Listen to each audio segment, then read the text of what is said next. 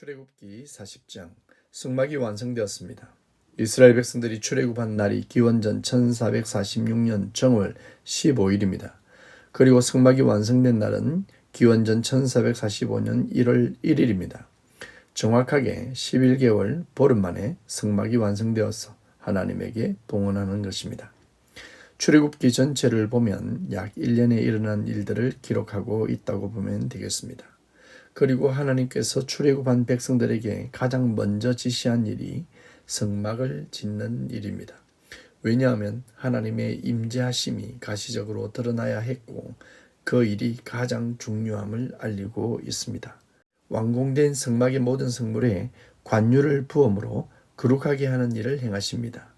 기름 부음은 거룩하게 함과 연결됩니다. 구별하고 거룩한 것임을 나타내는 행위입니다. 이스라엘에서는 왕이나 제사장, 선지자에게 기름을 붓습니다. 기름은 하나님의 임재의 상징이며 성령의 임재를 나타냅니다. 성막에 사용되는 모든 기구가 기름 부음을 받은 것은 그것들이 하나님과 관계 있는 것이고 관계 맺도록 하는 것이기 때문입니다. 아론과 그의 아들들은 제사장의 직분을 감당해야 했습니다. 그들은 몸을 깨끗하게 씻고 제사장의 의복을 입고 기름 부음을 받았습니다. 이제 성막은 하나님이 말씀하신 그대로 다 되었습니다. 하나님이 모세에게 명령하신 대로 되었다는 표현이 계속적으로 반복해서 나옵니다. 명령을 순종한 모세도 귀하지만은 이 모든 일들을 계획하시고 이루시는 하나님께 감사를 드립니다. 하나님은 우주 만물을 창조하실 때 말씀으로 창조하시고 또한 말씀하실 때 그대로 되었습니다. 그리고 그것은 하나님이 보시기에 좋았습니다. 우주 만물은 하나님이 계시다는 것을 우리에게 보여주시는 증거 중 하나입니다. 성막도 하나님의 임재를 보여주시고 우리에게 여호와 하나님이 되고 싶다는 하나님의 사랑입니다.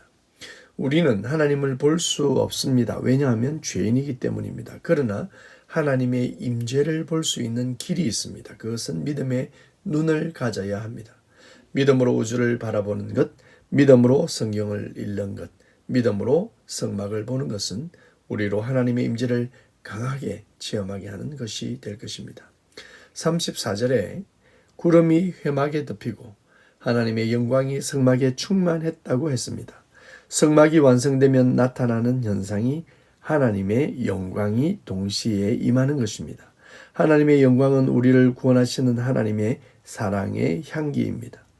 모세가 성막에 들어갈 수 없을 정도로 구름과 하나님의 영광이 충만했다고 했습니다. 그 구름은 하나님의 임재와 인도하심을 나타내는 기둥이 되었고 그 속에는 불이 임했습니다. 하나님의 임재의 상징인 구름 기둥과 불 기둥은 이스라엘이 가야 할 방향과 그 때를 지시했으며 그들은 하나님을 따라 이동했습니다. 사랑하는 여러분, 여러분의 삶에 하나님의 임재하심이 함께 하시길 소망합니다. 하나님의 영광이 여러분에게 나타나길 바랍니다. 하나님의 영광 안에는 모든 것이 있습니다. 성막이 완성될 때, 즉 우리가 성전으로 완성될 때 그때는 하나님의 영광이 임하는 때입니다. 성전된 여러분에게 하나님의 영광이 임하시길 축복합니다.